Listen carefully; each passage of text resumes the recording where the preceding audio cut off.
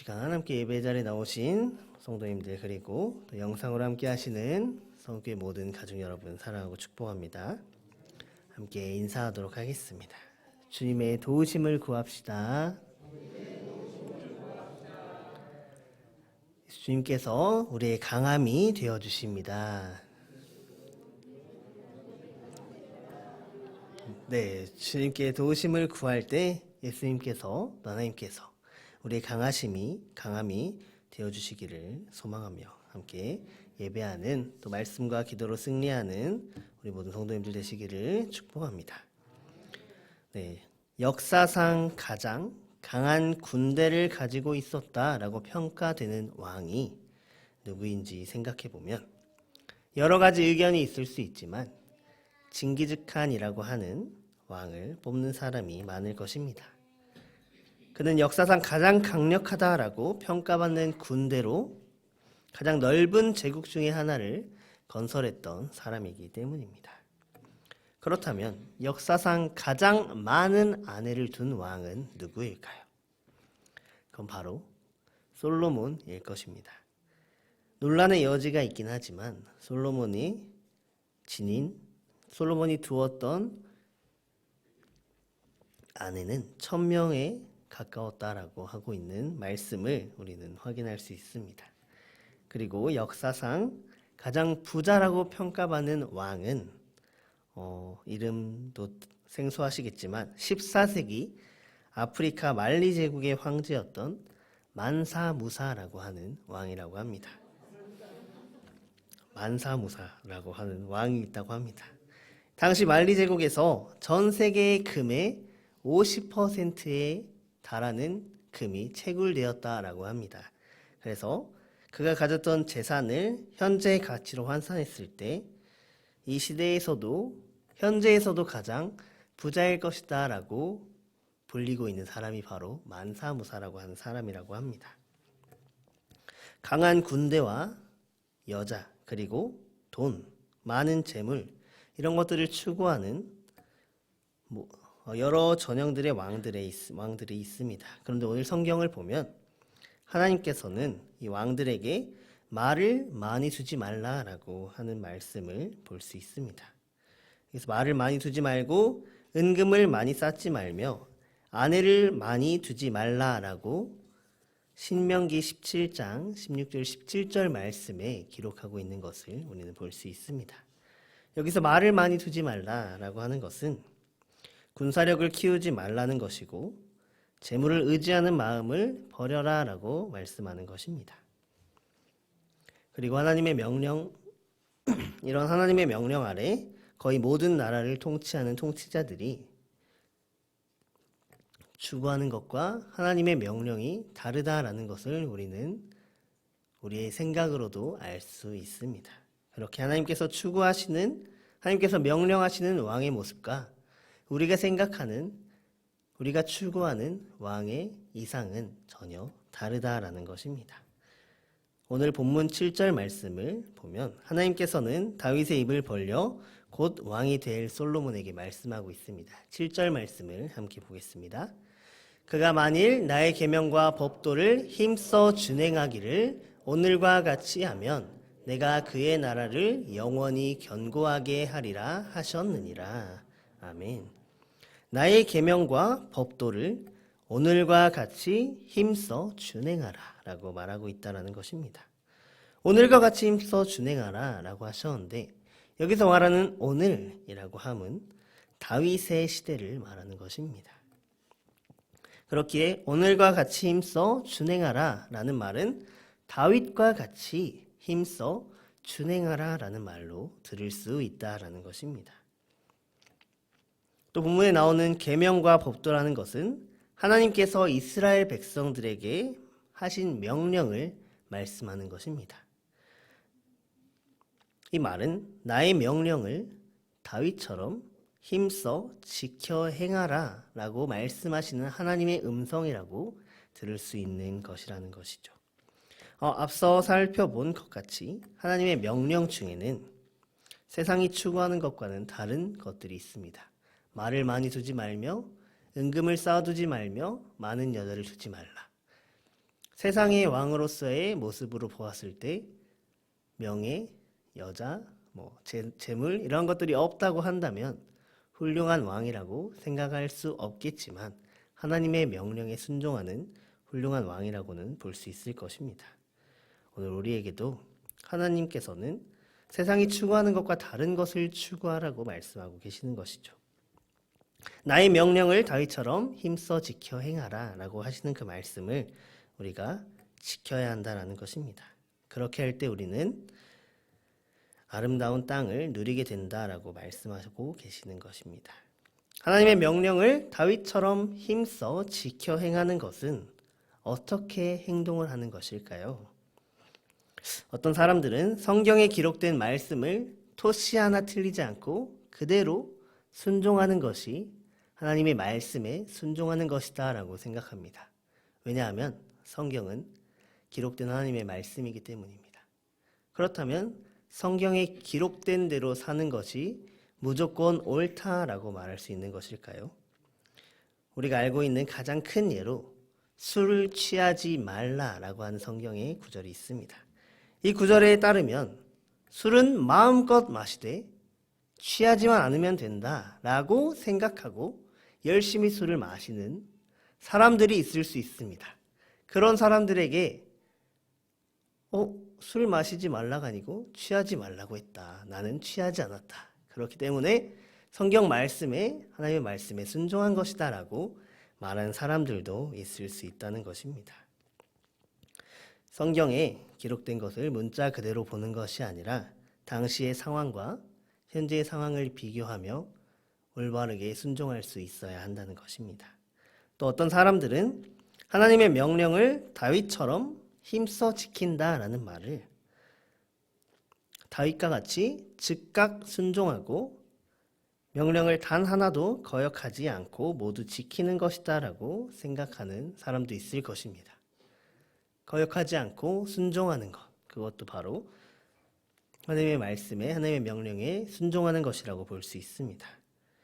다윗은 하나님의 마음에 합한 자라고 불릴 만큼 믿음의 사람이었고 하나님의 명령을 거역하지 않은 걸로 생각할 수 있습니다. 하지만 다윗은 자신에게 충성하는 신하의 아내와 간음하였습니다. 그리고 그 죄를 감추기 위해 그 신하의 생명까지 빼앗는 그런 죄를 저지르기도 하였습니다. 다윗은 여호와를 의지하지 않고 군사력을 의지하는 불신앙적인 마음으로 인구조사를 하기도 했습니다. 이렇듯 다윗은 결코 하나님의 명령을 단 하나도 거역하지 않고 살았다라고 볼 수는 없다라는 것입니다. 그렇다면 우리가 해야 하는 하나님의 명령을 다윗처럼 힘써 지켜야 한다라는 것은 어떤 것을 말씀하시는 것일까요? 하나님께서 하신 명령대로 우리가 살아가다가 죄를 짓고 하나님의 명령에서 어긋나게 되었을 때 즉시 회개하고 하나님께로 돌아가는 것을 말하는 것입니다. 하나님의 명령을 어긴 일들은 성경에 정확히 기록이 되어 있습니다. 다윗은 하나님의 명령을 힘써 지키려고 부단히 노력했지만 지키지 못한 경우들도 있었기 때문입니다. 하지만 다윗은 즉시 하나님께 회개하는 모습을 보였다라는 것입니다. 하나님의 명령을 어겼을 때 하나님을 외면하거나 돌아서지 않고 숨기지 않았습니다. 죄를 깨달은 즉시 하나님께 달려가 하나님께 죄를 고백하고 회개했다라는 것입니다. 간음하고 살인 교사를 했을 때 하나님께서는 나단 선지자의 입을 통해서 다윗에게 말씀하셨습니다. 사무엘하 12장 9절 말씀입니다. 함께 보도록 하겠습니다. 그러한데 어찌하여 내가 여호와의 말씀을 업신여기고 나 보기에 악을 행하였느냐. 내가 칼로 햇사람 우리아를 치되 암몬 사람의 칼로 죽이고 그의 아내를 빼앗아 내 아내로 삼았도다. 아멘. 하나님께서는 다윗이 하나님의 말씀을 업신여겼으며 그것을 어겼다라고 말씀하고 있습니다. 그러자 다윗은 즉시 하나님의 명령을 어겼음을 고백하고 회개하는 모습을 보였다라는 것입니다. 또 다윗 하나님께서 원하지 않았던 인구조사를 한 후에도 자신의 죄를 깨닫고 회개하는 모습을 보였습니다. 자신의 죄를 용서를 구하는 모습을 보였습니다. 이렇듯 다윗은 하나님의 명령을 반드시 지키지는 못했지만 힘써 그 명령을 지키기 위해 노력했던 사람입니다. 우리도 하나님의 명령에 순종하기 위해, 지켜 행하기 위해 노력해야 한다는 것입니다. 오늘 본문에서 말하는 하나님의 명령을 다윗처럼 힘써 지키라 라고 하는 것은 하나님의 명령을 어기더라도 다윗처럼 바로 회개하고 하나님께 돌아가는 것을 말합니다. 하나님께서는 우리의 연약함을 알고 계십니다. 우리가 하나님의 명령을 어길 수 있다는 것도 알고 계십니다. 그렇기 때문에 오늘 하나님께서는 솔로몬에게도 나의 명령을 힘써 지켜 행하라 라고만 말씀하시지 않으셨다라는 것입니다. 명령을 한 번도 어겨서는 안 된다라고 말씀하시지 않으셨다는 것입니다. 하나님께서는 하나님의 명령을 어기더라도 회개하며 다윗과 같이 하나님께로 돌아오라라고 말씀하고 계시는 것입니다. 사랑하는 성도님들, 성도님들께서는 다윗처럼 명령을 힘써 지키고 계십니까? 하나님의 명령을 어겼을 때 즉시 회개하고 하나님 앞에 다시 돌아오는 모습으로 살아가고 계십니까? 하나님께서는 이 시간 우리가 하나님의 명령을 어기고 잘못된 길로 들어섰을지라도 그 죄를 회개하고 하나님께로 돌아오기를 원하신다고 말씀하고 계십니다. 그렇다면 우리는 왜 하나님의 명령을 지키기 위해 노력해야 할까요? 하나님의 명령을 어기면, 바로 회개하고 하나님께 돌아가지 않으면 하나님께로부터 받은 약속의 복을 모두 빼앗기고 비참하게 멸망당한다라는 말씀이 있기 때문입니다. 성경에서 이러한 사실들을 확인할 수 있는데요. 하나님께서는 느밧의 아들 여로보암에게 북이스라엘의 초대 왕을 주셨습니다. 북이스라엘 초대 왕으로 세움을 받은 여로보암은 하나님께서 그에게 복을 주시며 이렇게 말씀하셨습니다. 내가 나의 명령을 다윗처럼 힘써 지키면 너의 집안이 계속 이스라엘을 다스리는 왕으로 세워질 것이다 라고 말씀하셨습니다. 약속하셨습니다. 여로보암은 하나님의 명령을 지키려고 노력하되 설사 그것을 어기더라도 다윗처럼 하나님께 돌아와 회개하는 모습으로 살았다면 하나님께서 약속하신 대로 그의 후손들이 또 왕위를 이어갈 수 있었을 것입니다. 하지만 여로보암은 그렇게 행동하지 않았다라는 것이죠. 여로보암은 하나님의 약속대로 북이스라엘의 왕이 되었지만 하나님을 의지하지 않았고 정치적인 문제를 해결하기 위해 우상을 세우는 죄를 범하였습니다. 그리고 이스라엘 백성들에게 우상을 숭배하게 만드는 죄까지도 범했습니다. 이런 여로보암에게 하나님께서는 하나님의 사람을 보내셨고 그의 죄를 알려주셨습니다.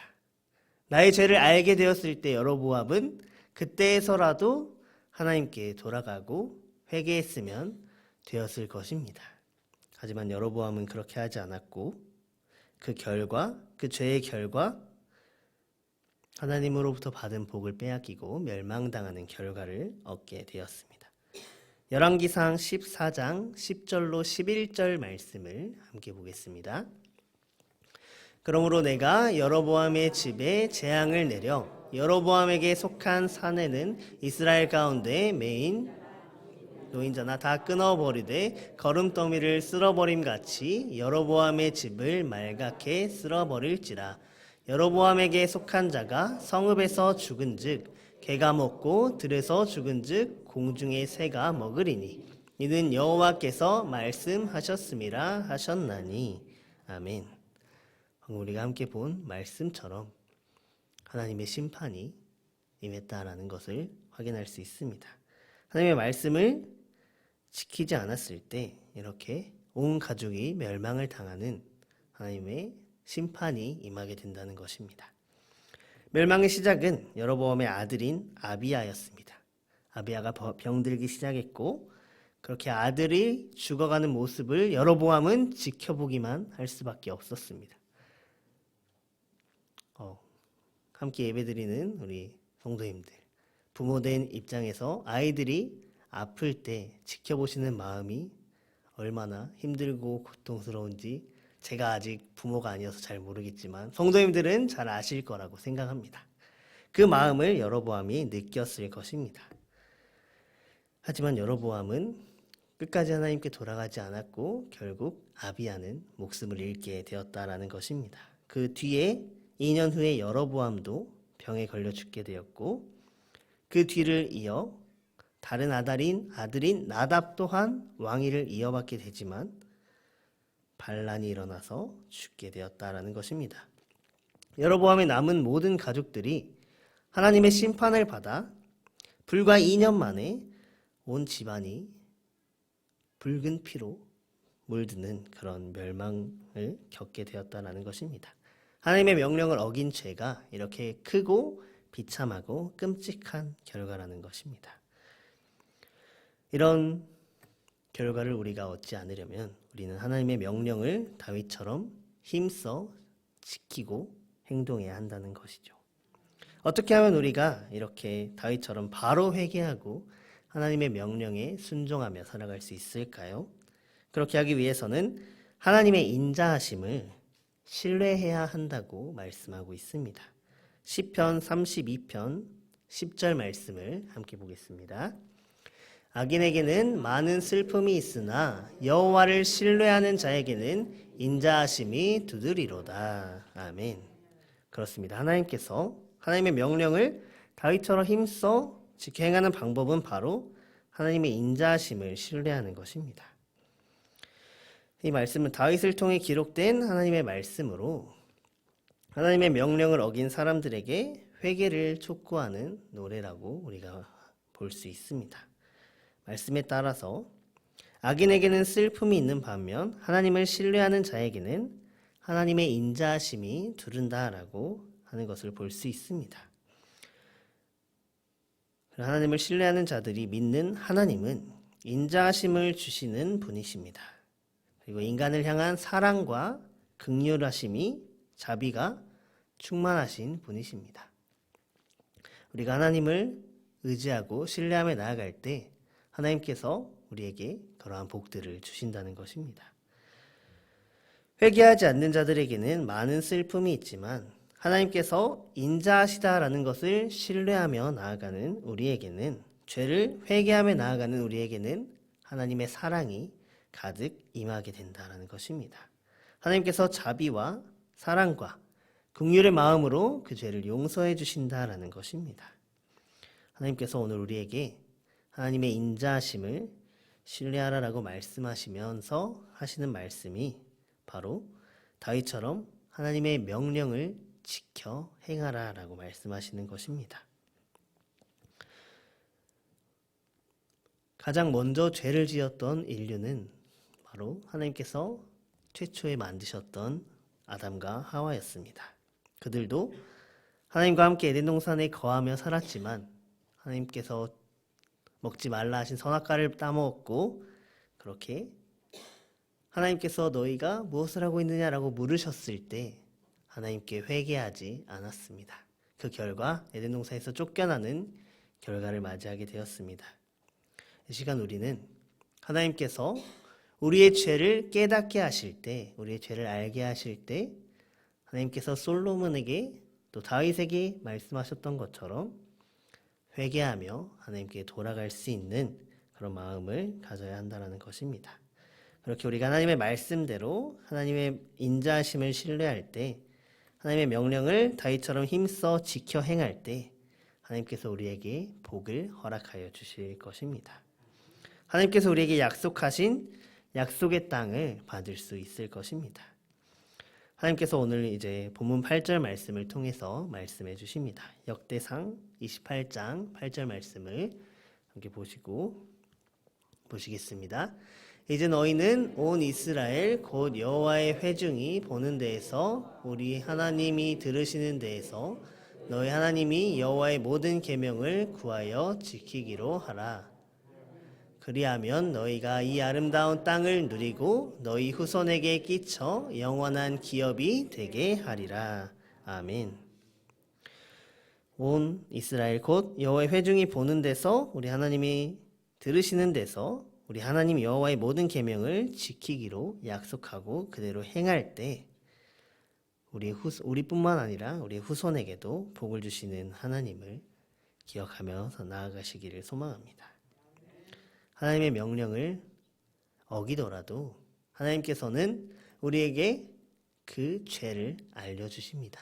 그렇게 했을 때 우리는 그러한 잘못된 모습에 겁먹고 도망하는 것이 아니라 하나님께 용서를 구하며 하나님의 인자하심을 신뢰할 때 하나님께서 주시는 복을 누리시는 이 시간 저와 여러분들 다 되시기를 소망합니다.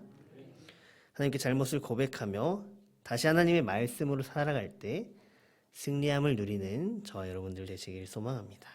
함께 기도하도록 하겠습니다. 사랑과 은혜의 하나님 감사를 드립니다. 지금 우리 말씀 가운데 살아가게 하시고 말씀을 의지하며 살아가게 하심에 감사합니다.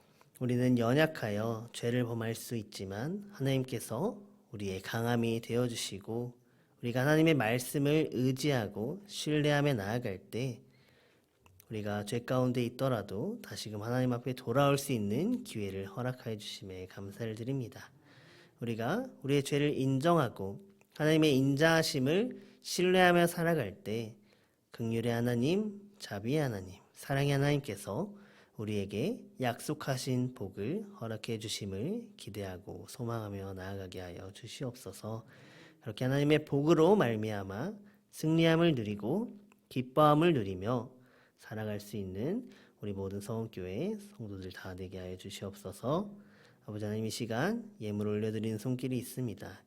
주님의 것을 감사하며 주님께 드리는 이 예물을 기뻐 받으시고 하나님께서 더욱더 크고 값진 복으로 충만하게 채워주시기를 소망합니다. 모든 것 주님께 맡겨드리며 말씀으로 하나님을 신뢰하며 승리함을 누리며 살아가게 하여 주시옵소서. 감사드리며 예수님의 이름으로 기도드립니다.